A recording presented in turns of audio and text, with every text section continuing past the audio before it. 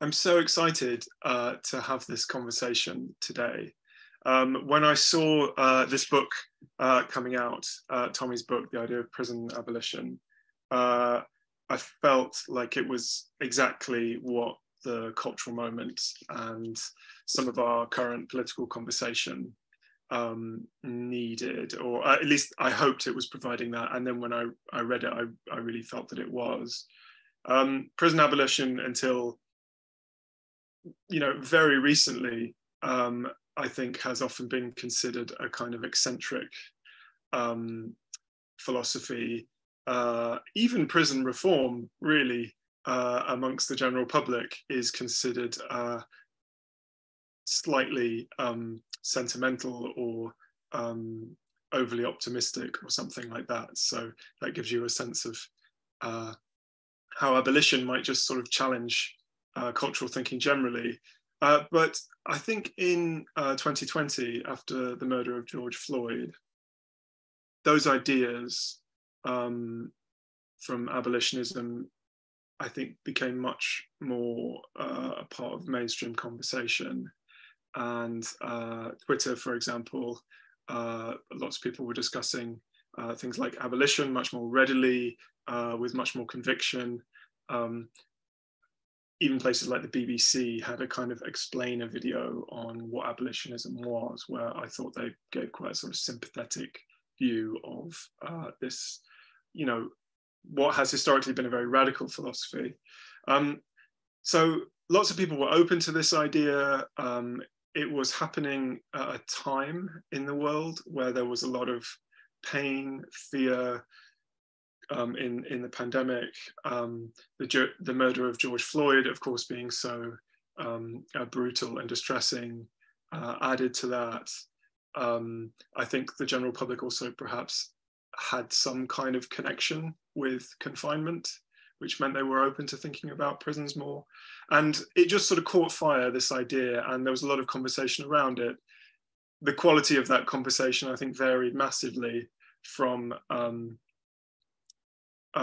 sort of reactionary, oh, what are we just going to unlock everyone from prison and let them out, and not really putting a lot of understanding into what abolitionism really was, to then maybe some more complex questions like, well, could we live in a world that was safe if we didn't have punishment, for example, or is punishment just something we kind of need to keep the population in line?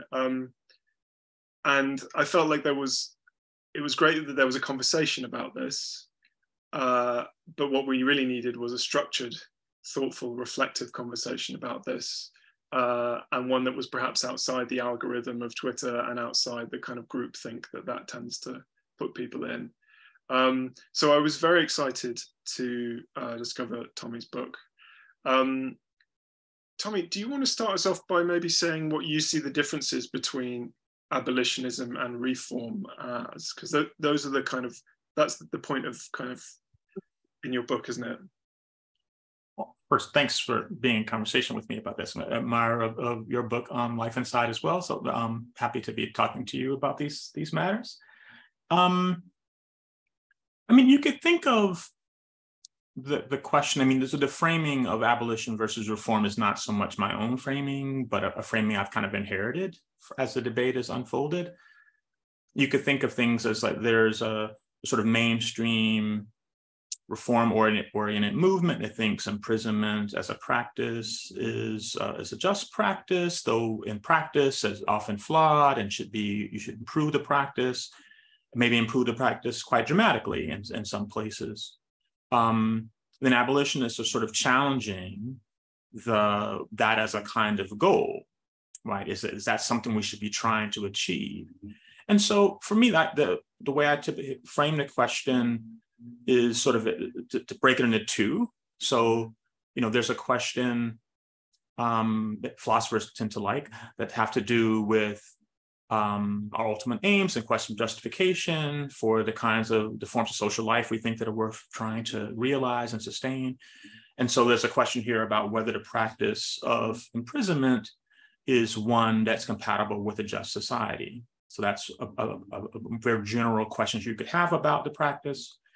I think the abolitionists have an answer to that, which is no, right? So the reformers think that imprisonment at least can be a just practice and compatible with a just society, though in many places it's not a justified practice, and in many places it's not operating in a just society. So, but then there's a secondary question that I think, it's not secondary, but a different question that has to do with, what are we to do now? Because even if you thought that ultimately we should try to create a society, social conditions where prisons are necessary, that's obviously a long-term project, pretty far out. Even abolitionists would concede this. And it's still the question of what do? You got this large prison population, not only in the United States, but in many places. And it's a question about how to respond to that, right? And so there, I think, there's a question about, whether there should be, if you'd like, a kind of moratorium on the use of prisons, like if the conditions are sufficiently unjust in a society, or conditions inside prisons are conditionally inhumane, then maybe you need to kind of halt the practice. Now that's compatible with thinking that the practice of imprisonment is not inherently unjust. You could think that there are conditions under which we would be justified in using it, but those don't prevail. So in the meantime, let's not use it. Or you could have some kind of more moderate position where you think we should have a dramatic slowdown of its use, so that we really only use it in really narrow range of cases, where under more just conditions, maybe we would be justified in expanding its use. So that's sort of where I am on the moratorium question. So that's typically how I would frame the matters. And I've heard you describe yourself as a friendly critic of abolitionism. So the book is called The Idea of Abolitionism. So it's not, you're clear that you're not coming at this as a kind of foremost an activist, let's say, but it's the ideas, it's the conceptual frameworks, the arguments, the logic of these two schools of thought that you're kind of bringing into comparison, putting under scrutiny. There's a question of how we engage with ideas and how we create ideas. And you talk about how Angela Davis or Ruthie Gilmore, figures like that, have often relied on a certain critique that's genealogical or involves heavy elements of autobiography, things like that. You've written this book because you think there's something analytic philosophy offers that can maybe provide some balance there, is that right? Or something new to the conversation? Yeah, I mean, maybe take one step back. I approach philosophical questions, including very controversial ones that arise in the moment, as, if you like, sort of first-person questions about what I should think. So, I'm approaching it from that point of view. So here's a debate that emerges. I've written about mass incarceration in the US and written about in my previous book, and talked a bit about the kinds of reforms I thought were called for and the forms of resistance to mass incarceration I think that were appropriate. And I did not address the abolitionist objections in that case, though I was aware of them. And a lot of people that I respect, not just Angela Davis and many others, not only take abolitionism seriously, but believe it is the correct position. People who see themselves in the Black radical tradition I think of as my own, who position themselves as abolitionists. And so in many ways, I'm just asking a question for myself. Would it be appropriate for me to side with them, to abandon any project of criminal justice reform or prison reform and take up an abolitionist point of view? I think many people are probably in the same position that I was when I first started entertaining that question, right? You see this movement arise, critiquing a mainstream movement that's saying it's insufficiently radical, and they want to figure out what they should think. So the book is me thinking through what I take to be some of the most prominent and compelling arguments that have been made on behalf of abolition, and to try to see how well they hold up to some scrutiny. I didn't see myself as here as a champion of reform so much, but as a person who's just trying to think through, what merit there is in abolitionist thinking, trying to extract what I take to be the lessons and wisdom in that point of view, but also putting critical pressure where I thought it was warranted. So and I think analytic philosophy, many people are impatient with it because it tends to move slowly and be fairly abstract and focus a lot on the details of argumentation.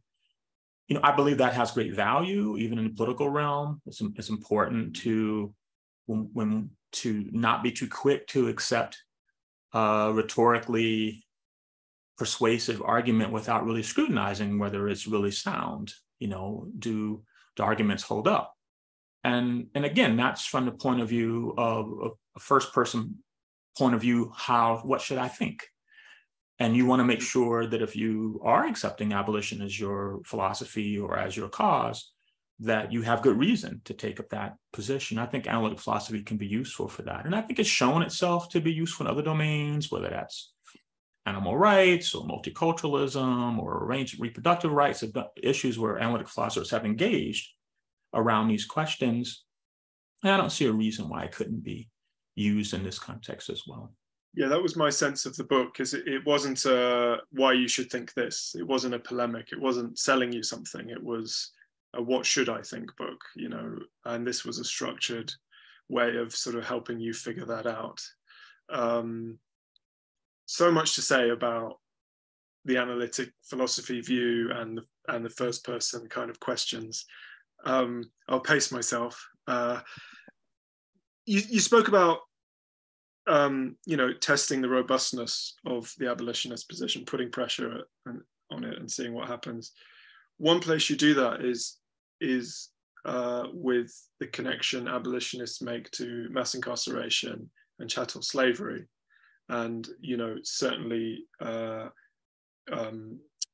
in London, when I hear the word abolition, it just instantly, makes me think of the end of slavery, and that is not incidental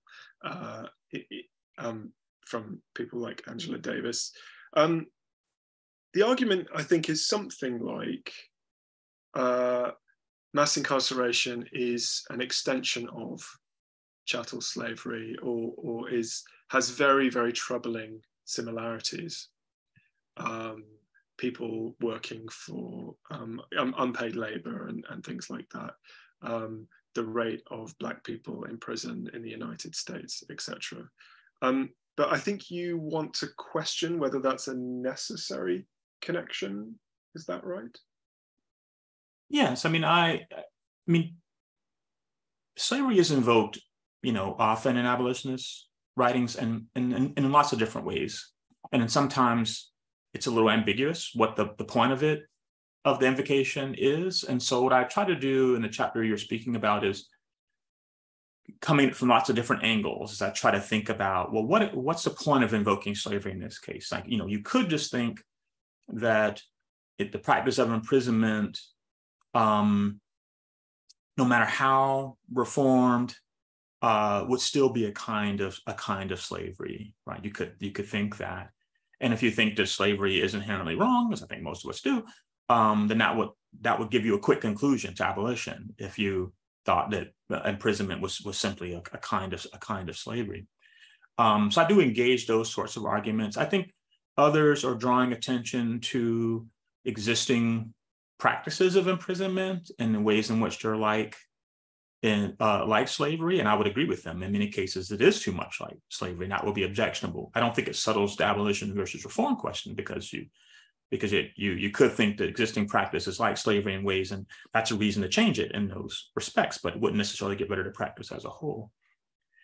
Sometimes I think people are interested in what they regard as a kind of legacy of the practice of enslavement, whether that has to do with racism, racist ideologies, or other kinds of practices that are similar to it, that have to do with how labor is structured and often coerced and so on.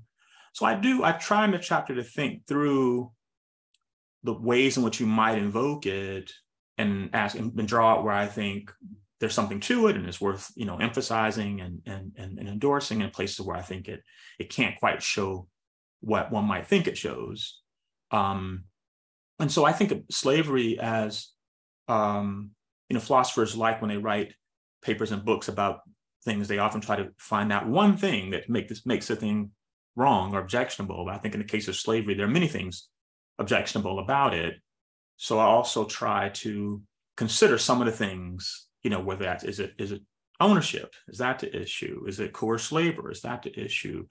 Is it the brutality that is often imposed to kind of to create labor discipline and so on to prevent escape? There are lots of different things you could, shackling, confinement, there are various things you could be objecting to when it comes to slavery. And I want to raise those questions about involuntary institutional confinement as well, and whether you should see those objections, do they also apply in that context? And so I myself worry about the too frequent invocation of slavery as a mode of social critique.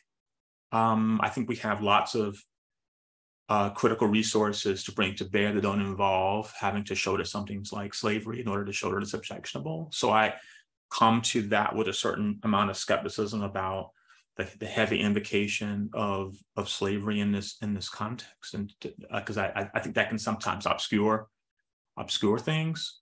But I do think that it's quite fair to suggest that there are aspects of the existing practice that resemble slavery in ways that are objectionable, and so I wouldn't want to shrink from that conclusion. You said talk of chattel slavery might obscure things about the prison reform, prison abolition debate. Can you say more about that? What might it obscure, or why might it do that? Sure. I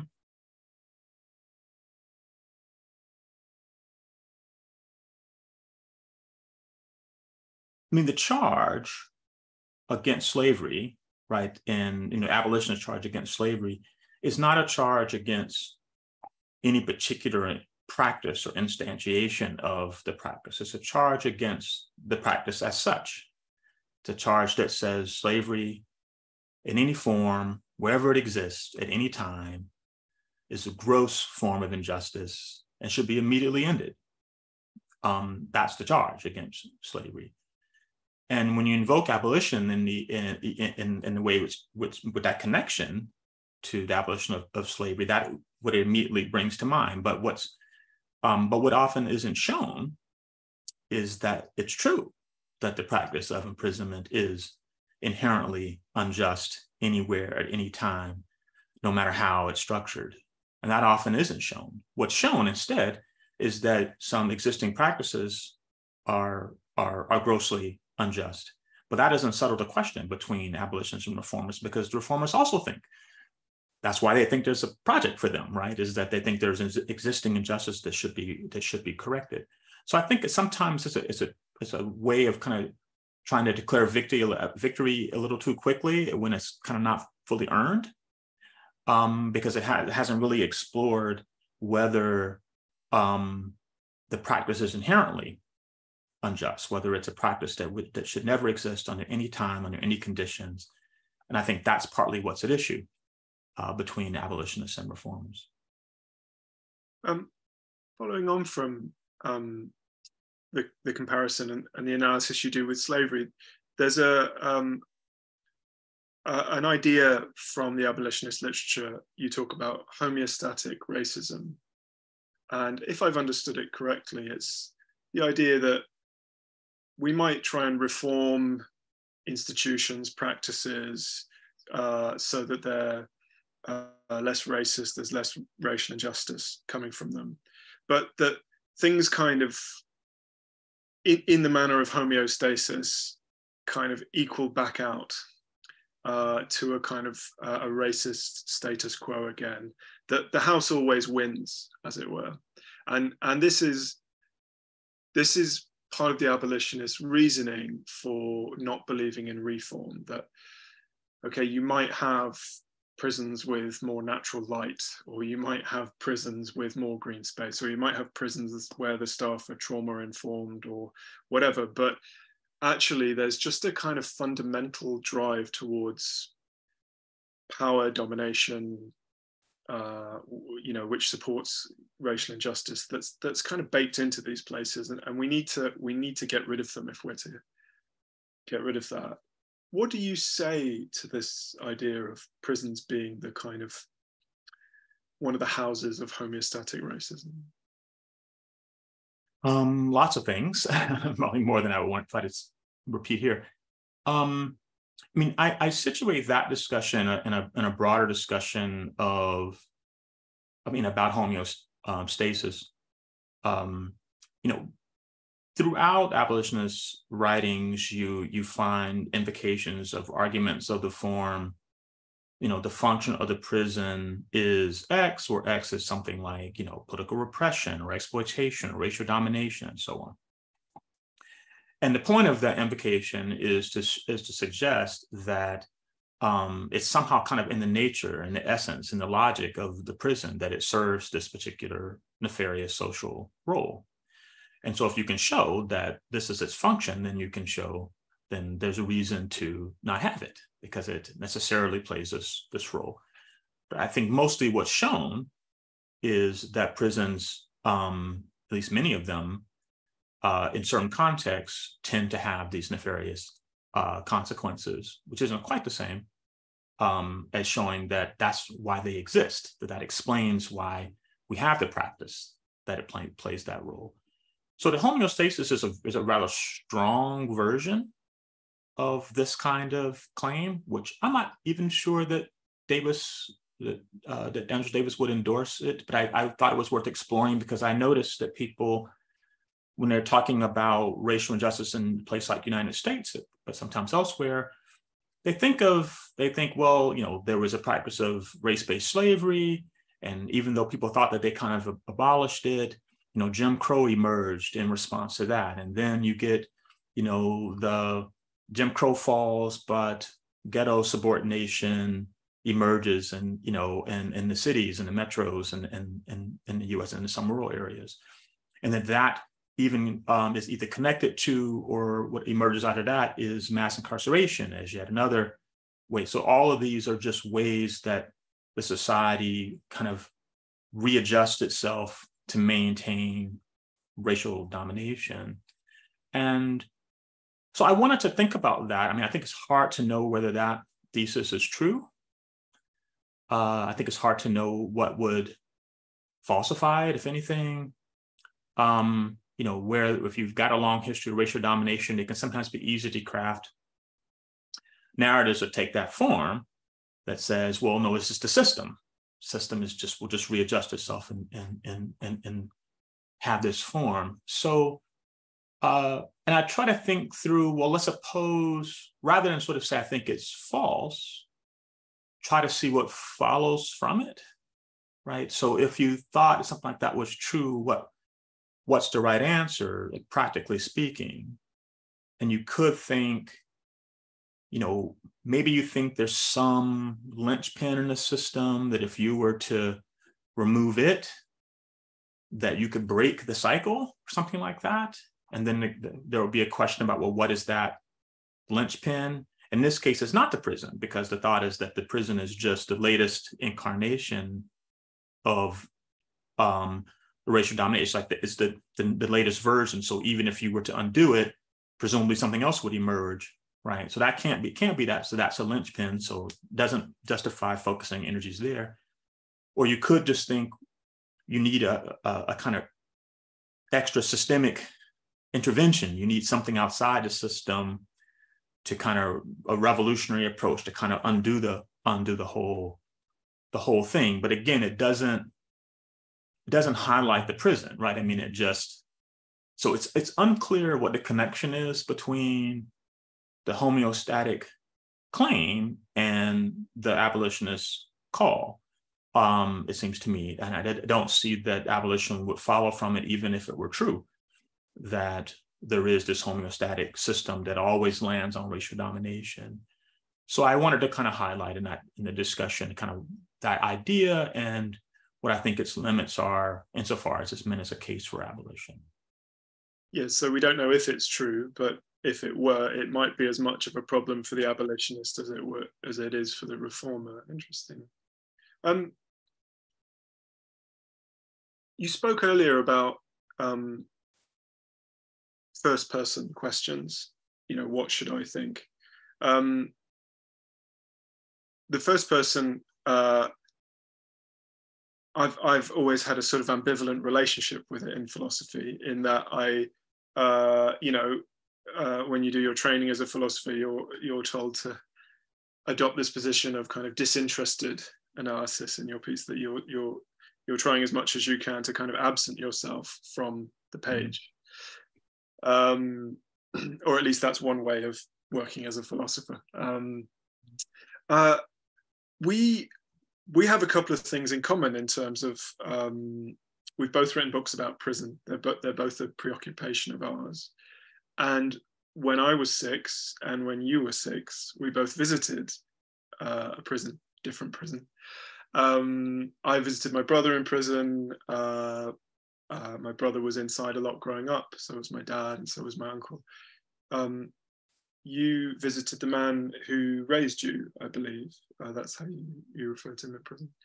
What I found really interesting to think about, just in relation to my own work as well, was in my writing, that's quite front loaded in my kind of philosophical journey, that this was the source for me for so much questioning. You go and visit that institution, it really confounds so much of what you understand about justice, shame, forgiveness, moral luck, free will, determinism. It's a total Pandora's box of philosophical questioning.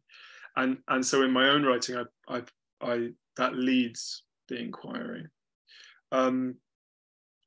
I noticed you didn't mention it in your book at all, that experience, although I've heard you mention it in lectures and talks and things like that, which I thought was a really interesting point of difference for us to maybe just reflect on as regards to what it means.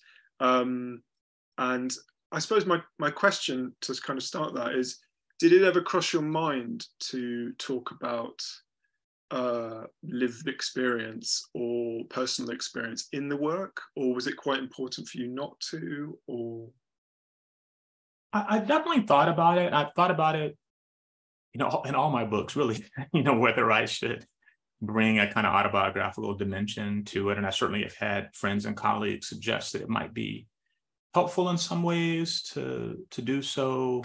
Maybe draw the reader in a certain way and engage their interest maybe a little bit better than just kind of cold arguments, but I guess a couple things. I mean, I'm hesitant to lead people to think that it's kind of my own. I mean, many Black Americans have experience with family members in prison, right? I'm not special in that regard. I've had lots of family members in prison, visited them in prison. But I don't think that the kinds of questions that I'm trying to answer, I don't think those kind of anecdotes, I think they're neither here nor there. I don't think that they really show anything. I mean, it can show something about why I'm interested in the topic, but it's just an anecdote about one prison in Florida where I visited, the man became my legal father, my mom's partner. But that's just one prison. I mean, as you well know, there are many different types of prisons. They vary quite a lot. And it's hard to generalize from some one case. In the case of the United States, we have 50 different state systems. They're governed very differently. They have different structures. And a lot's going to depend on the level of security. Is it a minimum security, medium security? Is it a maximum security, super maximum? There's lots of differences. And so even if I had visited, 50 prisons, it's still pretty limited in what it's going to show for this question. I mean, this question is about the practice itself. And I was hesitant to try to leverage that for my case. even though I do realize that some people might have enjoyed reading the book more if they if they had more of that. Like I teach a course called, it's not any principled stance against the autobiographical in philosophy. I mean, I teach a course called Autobiography and Black Freedom Struggles. And I read slave narratives through all the way through to Angela Davis's autobiography, which the students love every time. And so I do think that's a valuable way of taking up questions. It just kind of depends on the question that you're trying to answer.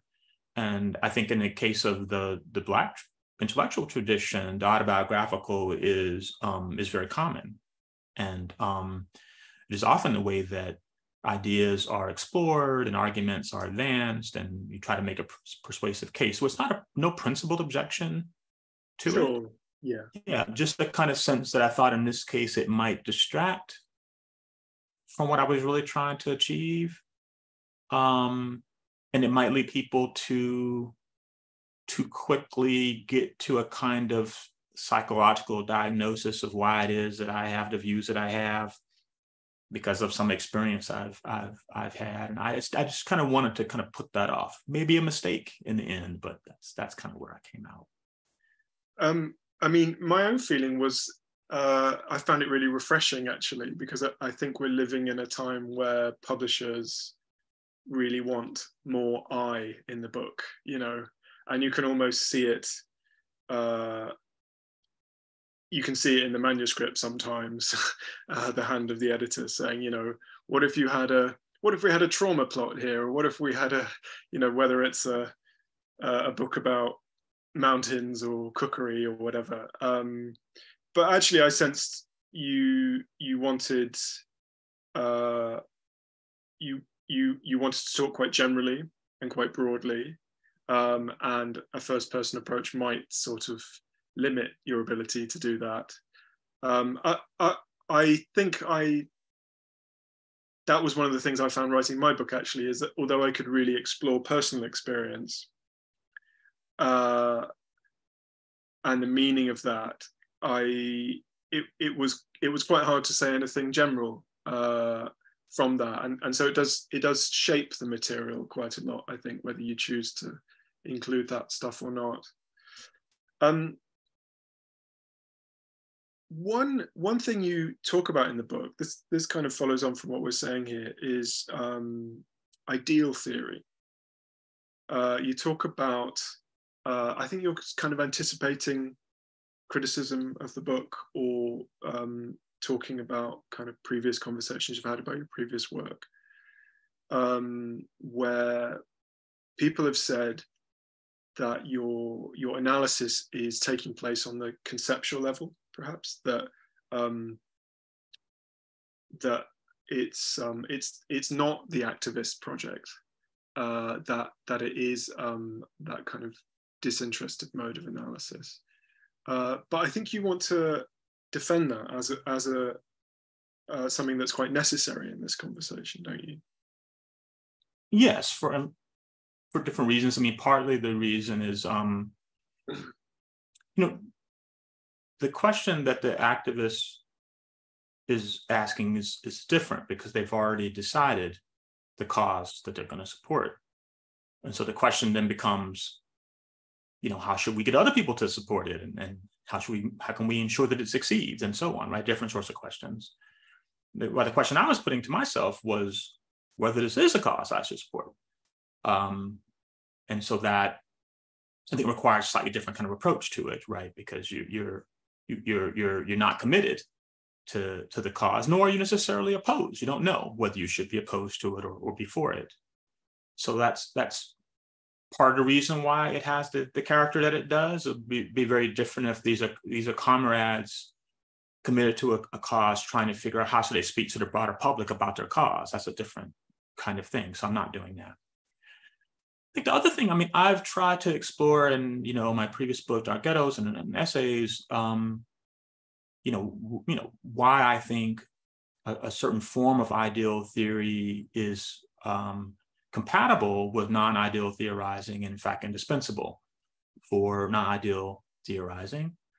I think that's true in this instance as well. I think many abolitionists, as you point out in your very nice review, thoughtful review of my book, that it's many of the abolitionists are either socialist or certainly socialist friendly, and they recognize that, at least I hope they do, that the forms of socialism that we're familiar with historically were shot through with grave injustices, both in how they were brought about and how they were people attempted to sustain them. And yet they think that it's worthwhile trying to achieve a just form, a democratic form, a liberty-respecting form of socialism, something I'm sympathetic to myself. So I think that does require a certain amount of abstraction from our current circumstances to think about, and what we know historically to what we think about what might be possible, being sensitive to knowledge that we have of how institutions work and their limits, our knowledge about human nature and what we think, how malleable we think human behavior and attitudes are. And that requires a certain kind of ideal theorizing, right? Both in terms of trying to project out to the form of life we think is worth trying to bring about, but also in our critiques. So, I think that's something that, my read of Capital, Marx's Capital, is as in part a project of critique of capitalism that involves a lot of idealization and abstraction. And the reason for that is because he's trying to establish that there is no form of capitalism that wouldn't also be a dehumanizing form of servitude. And that requires, because you could always point to this or that greedy capitalist, this or that self-interested politician, and so on, and say, but if we made these changes, or if we developed a welfare state in certain ways, and it would be fine. So he's trying to show that even if the form of capitalism that people think could be just isn't currently realized, that there's no way of realizing that wouldn't also be something that we should oppose. And I think that's precisely the thing that abolitionists needs to show about prisons. And I think inevitably that's going to involve some idealization, some counterfactual reasoning, some abstraction in order to establish those conclusions. So I do engage in that, but I think I'm on good ground when I do so. Yes, and you're not alone in engaging in ideal theorization. The as you say, the abolitionist is doing it just as much, if not more, in many cases. I have so much more I want to talk to you about, but I shouldn't be greedy, and we have questions in the chat. Anthony, it would be lovely to hear some of those.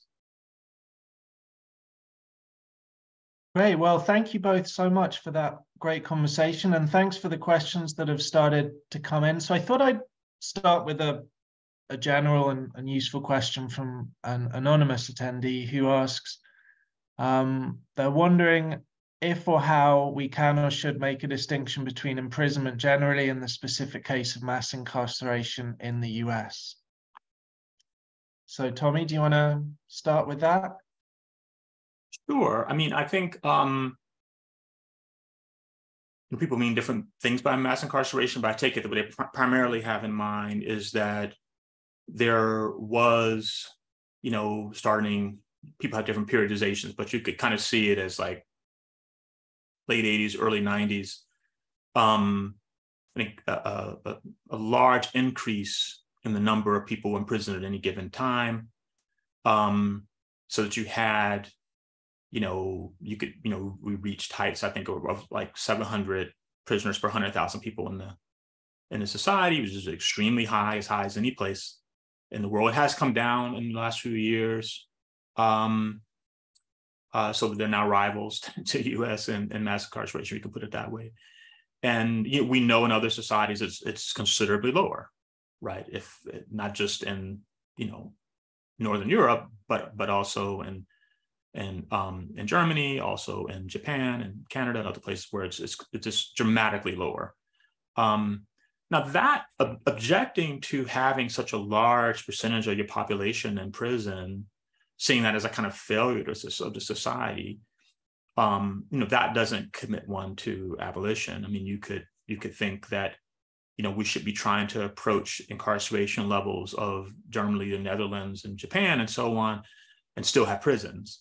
So I don't think of it as an objection to the practice of imprisonment as such, but largely to a range of other things like the length of prison terms, the lack of options for parole, the unchecked power of prosecutors, and so on, right? And the disproportionate number of people who are non-white and poor who find themselves in prison. Those are the kinds of things people are objecting to usually when they mention mass incarceration, and not imprisonment as such.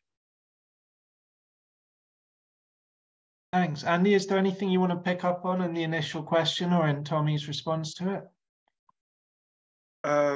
No, let's have another question.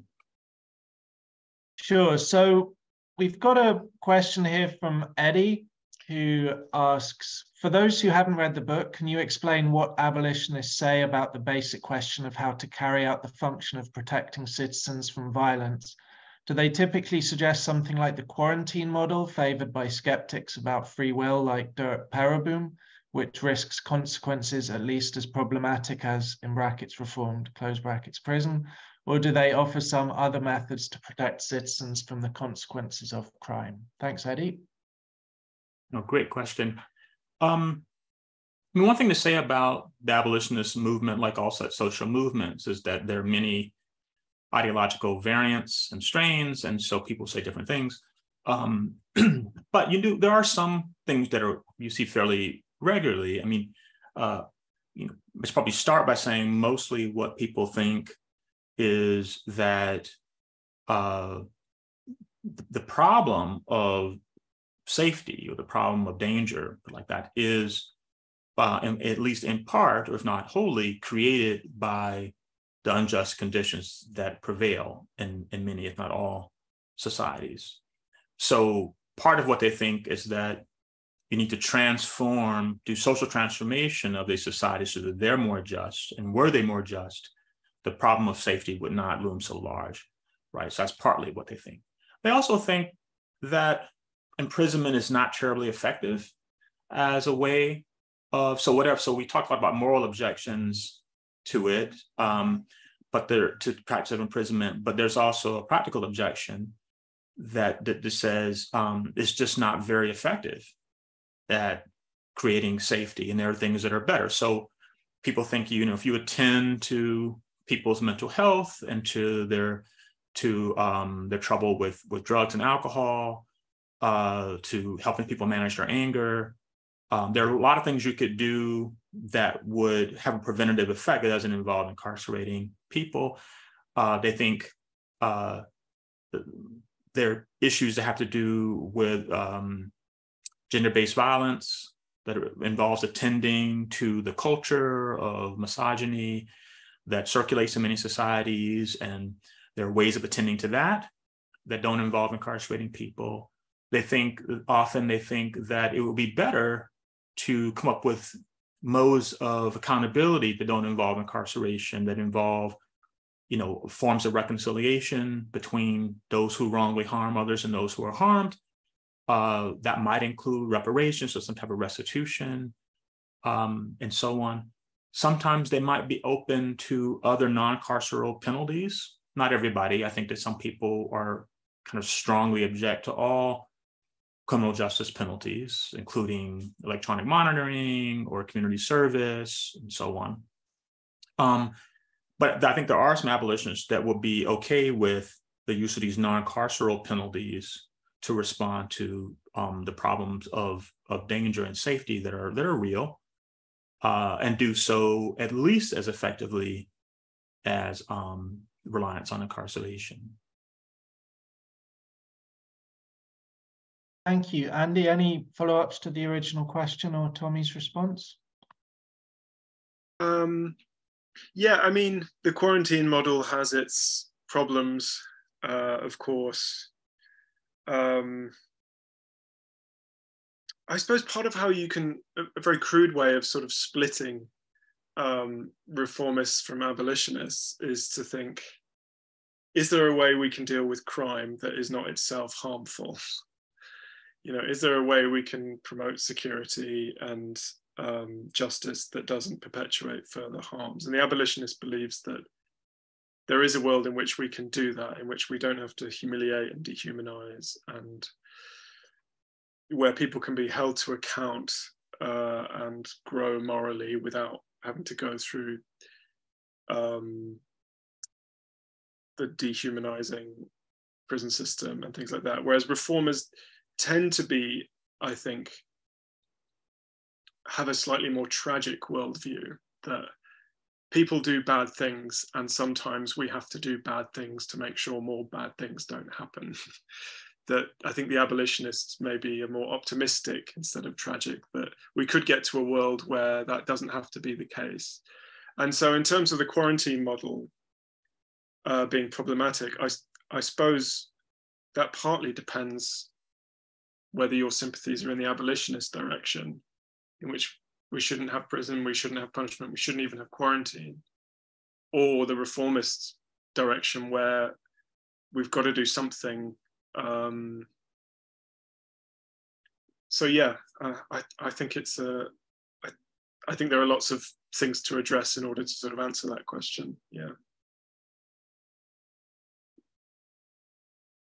Great. So there's a question that I think picks up a little bit in some of the previous one from Alice, who asks, is the practice of improving prisons something that abolitionists would defend, as it seems to play into the hands of reformists? Yes, I mean, I think that some abolitionists take the position that part of the reason I got interested in this debate was that some abolitionists were sharply critical of reformers on the grounds that their very project legitimizes the use of imprisonment and reinforces people's sense that it's inevitable and natural and, you know, we can never do without it. And so what abolitionists often say, because they do realize that even if their project and aims are the ones we should all strive for, it's not going to happen overnight, and there are going to be people in prison in the meantime, and there's going to be a question of how you can reduce the burdens on them or get as many of them out as you can. And so that leads to some kinds of reform, sometimes called non-reformist reforms. So ways of improving the conditions inside without expanding the carceral system or seeming to lend legitimacy to it. It's sort of hard to be successful. I mean, you could think of it, you know, to go back to a slavery analogy, right? So one of the things that would happen under slavery is sometimes abolitionists would raise money to buy people out of slavery. And there were people who strongly objected to this, including Frederick Douglass, who was ultimately bought out of, he was in England, but bought out of enslavement and was able to then return to the US. So people objected to this because they thought it lent legitimacy to the practice of enslavement by suggesting that buying and selling human beings was a legitimate practice. So some people thought in principle, you should never engage in that, right? So a similar analogous problem arises here, right? So insofar as you're trying to improve the prison system, is it just inevitable that it would lend some legitimacy to the system, or is there a way of improving them that sort of also at the same time kind of undercuts their legitimacy? That's kind of the challenge. You know, James Forman wrote a very important book on mass incarceration. He's a law professor at Yale. You know, made a suggestion to me once that he thought, so to give a concrete example, that there are many prisons that it'd just be better rather than trying to make them better if you just tore them down and built something else. But the abolitionists oppose the building of new prisons, because they think you'll build new prisons and they'll just people just fill them. So his view was that whenever you close a prison to build a new one, that the one you build should always be smaller than the one you tear down, as a way of trying to convey your opposition to the expansion of the system. So I think there might be ways of being a non-reformist reformer of prisons, like a kind of abolitionist reformer of prisons, but it would have to look something like that. Thanks. Andy, any thoughts in relation? Yeah, I mean, only that it's a sort of question for me as someone who works in prison and has a set of keys myself, you know, and I work in institutions, you know, buildings that were built 180 years ago, and yeah, to what extent am I maintaining them, and to what extent am I complicit in them, and to what extent am I changing them in a way that's going to have a lasting impact, and what do you do about that? And I think the answer to that can change every day, actually. I like to think that doing philosophy with people in prison is having some positive impact, just reflecting back to people that they have some consciousness, you know, in a system that treats people like cattle, feels like a good, feels radical. But you know, I'm answerable to the system, to the governor, and so it's a real live question, I think. Yeah. Thanks, Andy. I thought I'd end with this. Well, I was going to say, Laurie asked a question related to non-reformist reforms, which I think's probably been addressed. If you'd like to follow up on it, Laurie, we've got a couple of minutes left. So I thought I'd ask this question again from an anonymous attendee who asks about whether one can be a genuine scholar. I'm not sure how much emphasis to put on genuine. So we may just say, can an individual be a scholar and an activist? If pursued faithfully, do the two not pose a conflict of interest to the other? I guess this is a topic we sort of touched on earlier, but I'd be interested to hear your thoughts, Tommie. It's a hard question. You know, I've tried to, you know, I teach in not only in the philosophy department, as you mentioned, and at African American Studies department, sometimes called the Black Studies department. And, you know, the history of such departments in the US now, you know, most of us have celebrated a 50-year anniversary. Certainly they're kind of old now and undergone various changes.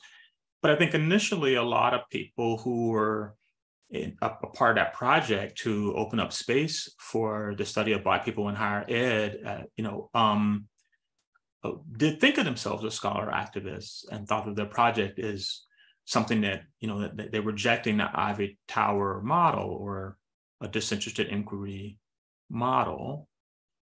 You know, I am a philosopher, you know, by training and vocation, if you like.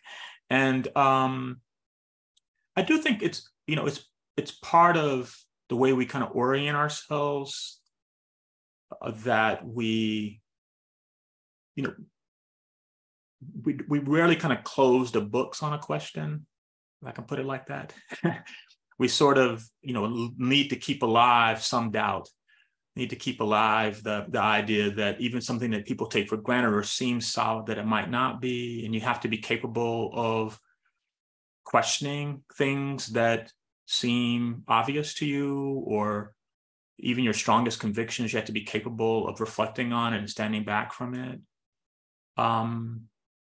You know, maybe there's a way of doing activism where there's space for that. I don't know. I mean, it's hard, because when you have comrades that you're fighting for to achieve something, you know, often they don't take kindly to your questioning the cause.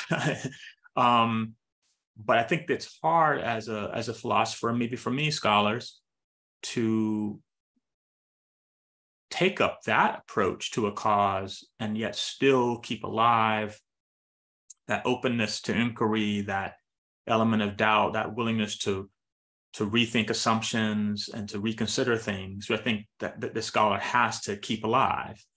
And so I think there is a tension there that I don't know that there's like some easy solution to.